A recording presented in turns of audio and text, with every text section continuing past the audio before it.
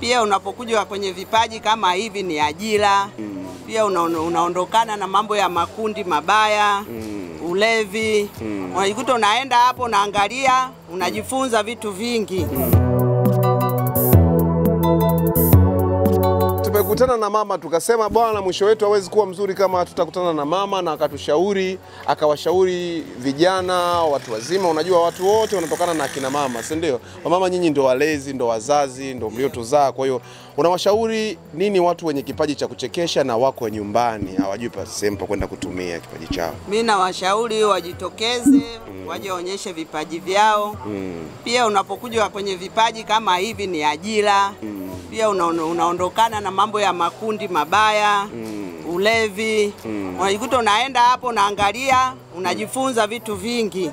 Kwa hiyo nawashauri vijana, wazee waje kwa wingi, wajitokeze kwa wingi kuja kuonyesha vipaji vyao.